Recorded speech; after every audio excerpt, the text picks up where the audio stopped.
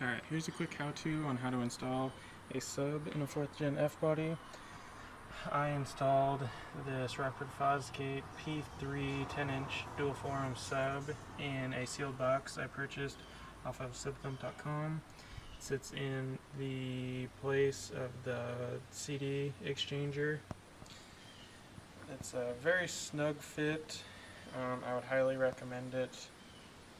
It almost looks factory, and that's what I was going for because my amp is hidden underneath this cover where the spare tire used to sit. So I'm going to pop this off and then I'll show you how I wired everything. Alright, now that we have this cover out of the way, we can see what we're working with here. This is where I mounted my amp.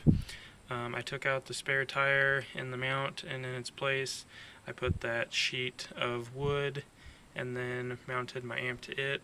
The sheet of wood is mounted to the existing holes that the spare tire used, so I didn't have to drill anything there. It mounted right up. For my remote turn on, I used my power antenna, that pinkish red wire there.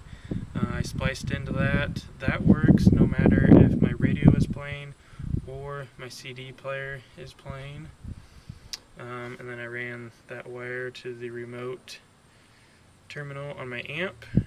The ground wire I used, there was an existing hole back here that the spare tire mount used, so I ran a bolt, cleaned up the area, and secured the wire, and that's what I used for my ground. Didn't have to go very far for that. The power wire I'll show you here in a minute. I ran that through the firewall on the passenger side, and then the RCAs, I used a line level converter.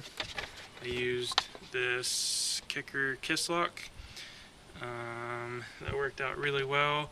I'll insert a link to LS1 Tech in the description.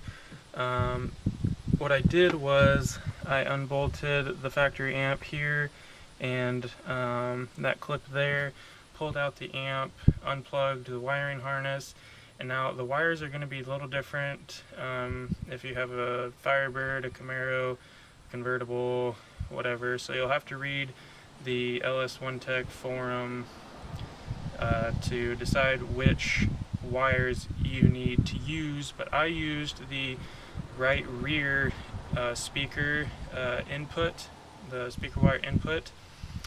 So I used the right rear speaker, and that was coming from my factory head unit to the amp, so I got a nice clean signal spliced into that, and then used my RCAs from there to the amp. And then my speaker wires and those terminals there, I ran those back behind here and then to the terminals on my box. Alright, so here we are in the engine bay. What I did here was I unbolted the wire loom from the computer, pulled those back, unbolted the mount, those two bolts there, and then pulled the computer and the mount out of the way.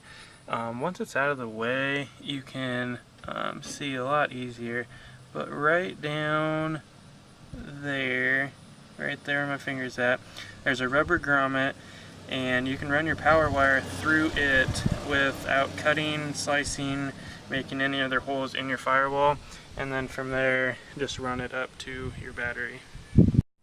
On the inside of the firewall, you'll have to take this kick panel off that sits where the passenger's feet sit, and the backside of this grommet is right up here. You can see the daylight coming through, but pull it through there and then run it on the inside of that plastic there, run it along the door, and then inside the plastic up and over the wheel well to the amp.